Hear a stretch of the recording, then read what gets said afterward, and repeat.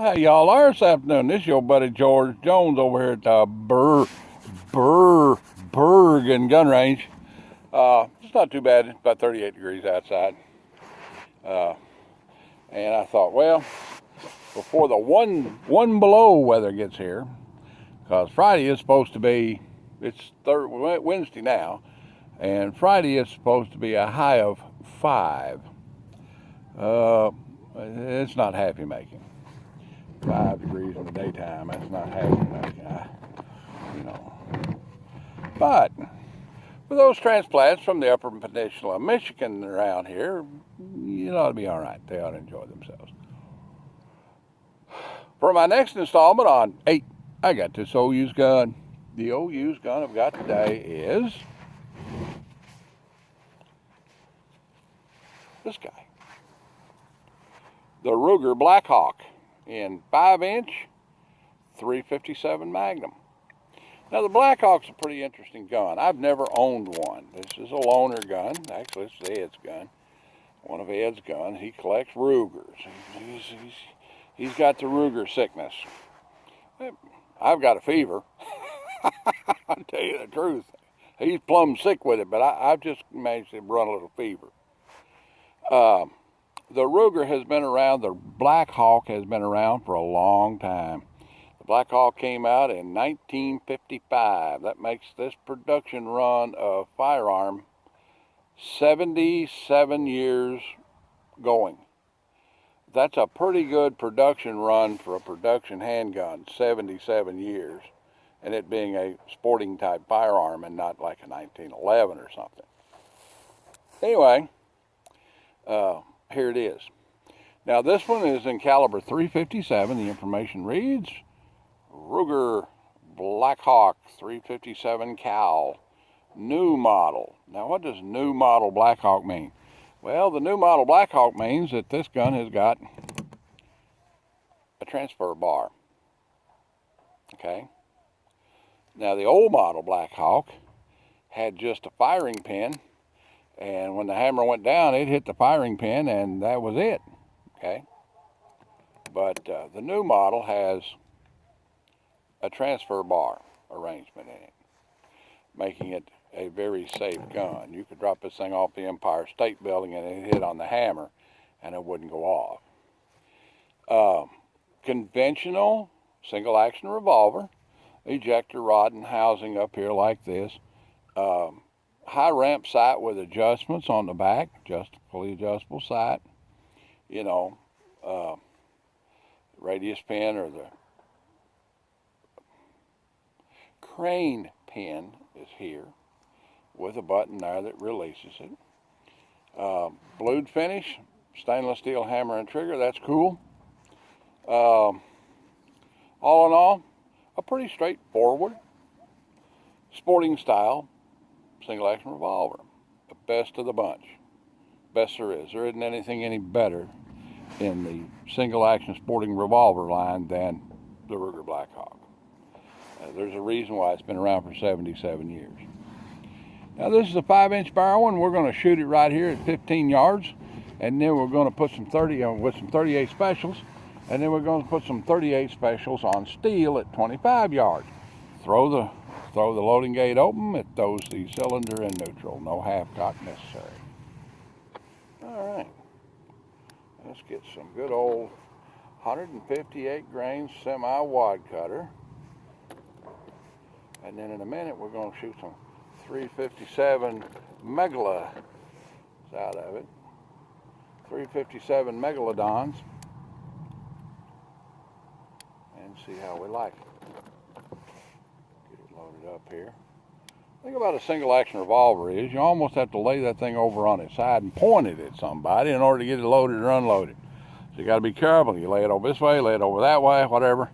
You know, you got to be careful with it. All right, let's get back here where we can see it working and point it downrange at it's a rifle zero target at 15 yards. Oh, let's see if we can hit anything with it. There's a steel target behind it too.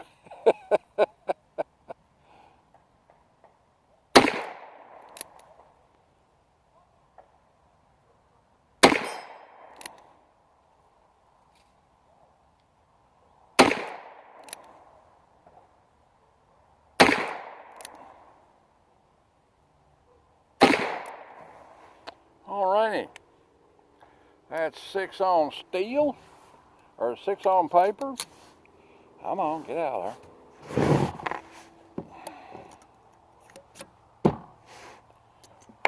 They should fall out of there a little bit better than that. I don't think this gun's been cleaned any time in this century.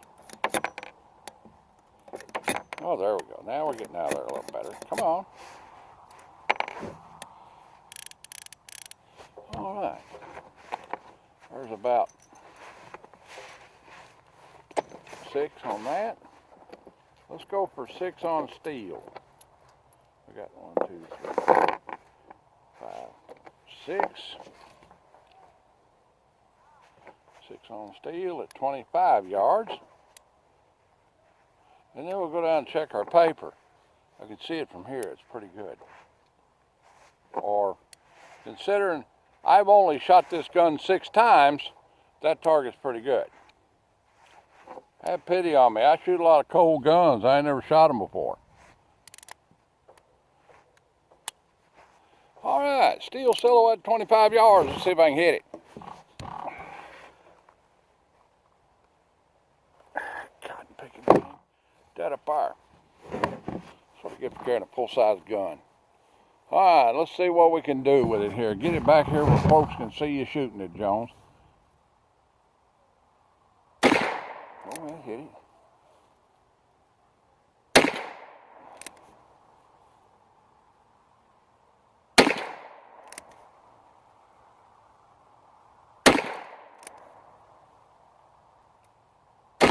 These don't have a lot of power behind them.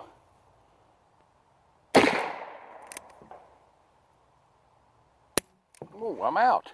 I blew my gun out of ammunition. All right. Let's see if I can get them poke out there. Come on, poke out, will you? Poke. It's not poking them hard enough. That's the problem. I need to poke it a little harder. Poke it a little. There you go. Now you're poking it out there a little bit. You got to poke it a little harder. All right.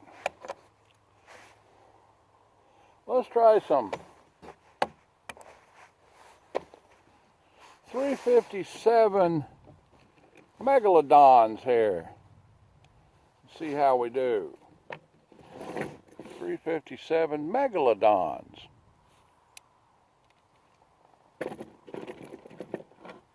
These are 357 plus P full metal jackets. 357 Mastodons.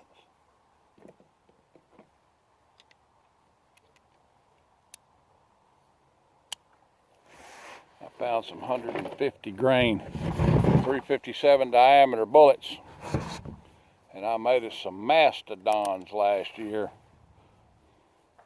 Let's try the little steel target behind the target. It's your worm. It's your worm one. Oh, wham. Let's try the tank plate and see how that shoots. Yeah. Oh, man. You see the chunk fly out of that one? No, you didn't. It wasn't pointed the right way. Oh. These are nice. They're nice and hotsy-totsies.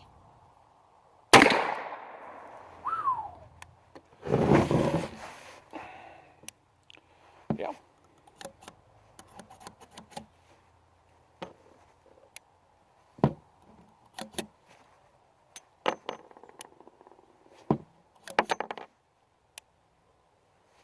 All right, let's go down and look at our tactical accuracy. See what with accuracy. You can see it from here. It's not too shabby. Not too shabbily. Not too shabbily. Oh, look at me. Just throw them shotgun shells all over the place. Didn't bother picking up nothing. That's okay. I'll take care of it for you. Now this is with 38 special 158 grain round nose in a relatively light target load. So 1, 2, 3, 4, 5, 6. So it's 5 bullseyes and 1, 2 right dead in the middle. That's not shabby at all, considering that's the first 6 rounds of ammunition I've ever shot through this particular gun. 15 yards, not too bad. The steel chest center down there with 357 Megalodons, it got riddled up pretty good. Good thing it's AR 500. Shoot good? Yeah. Shoot acceptable? Would you carry a gun like this for self-defense or? Well, yeah, I guess you would.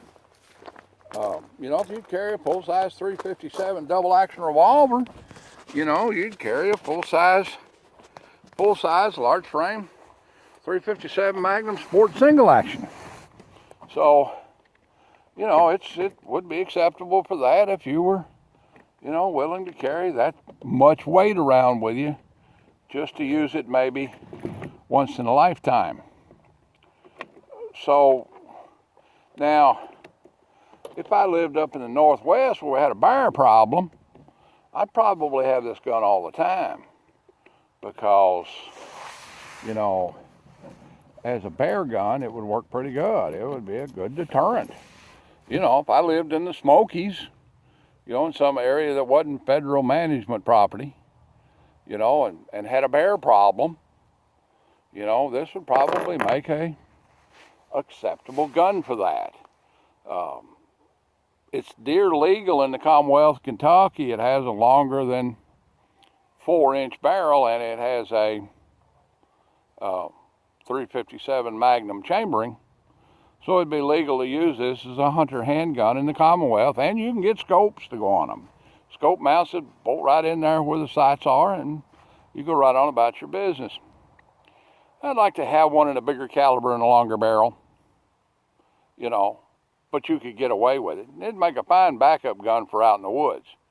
You know, if you were out coyote hunting and got into a nest of them, you know, and there was more of them there, and they've been known to attack people. So it's like, you know, they're not exactly smart. If a roadrunner can outsmart one, I mean, you know, they ain't exactly what you call intellectuals. So, you know, bad coyote problem like we have in Mercer County, would you carry one of these things around the field with you? Absolutely, make a good gun for it. And the fact that the longevity of this firearm at 72 years, 77 years rather, you know, says that a lot of people believe in this gun. Okay, getting down to it, brass tacks and value. What would you expect to pay? This has 90% blue wire. It's got a lot of nicks and dings on it. The original bluing is shot completely off the cylinder face. It has a little holster wire around the end of the muzzle and the end of the ejector rod assembly. It's starting to show palm wear on the back strap. It's starting to show wear, handling wear on the front strap. The trigger guard's got several nicks on it. The high points on the frame are starting to show blue wear. I give it at 90% or 90% aesthetic condition. Grips ain't busted, but they're starting to show wear. Got a big nick right out of it right there. I wouldn't pay any more than $350 for this gun at retail. A dealer will have it on there as a used gun, and he'll want $500 for it. And he can want in one hand and defecate in the other and see where he gets. $350, $400 would be a stretch. A new one like this is $450 to $500, you know, so like that. Well, anyway, like, take, share, commentate, and subscribe. Leave me a $1 in the Patreon bucket if you want to, and if you don't, I'll keep right on making content for you anyway. I'm looking out for you. Be of good cheer. Be a good citizen. Keep your nerve and keep your head on your shoulders now. These are dangerous times. The coup is pretty well subsided, but we still got the goofs. Okay? And I don't have to say it. We all know what's going on. Join the NRA. They'll take them to court, buddy. All these gun rights organizations, the only one that'll take them to court and win is the NRA. You know, just sign up. They need that little dab of money so they can help pay for the gun lobby and pay for the lawyers. Don't care how many shiny suits Wayne LaPierre's got. That's a bunch of Bloomberg propaganda anyway. Stay truth. God bless each and every one of you. Merry Christmas and the holiday season. God bless America. And we'll see you when we see you.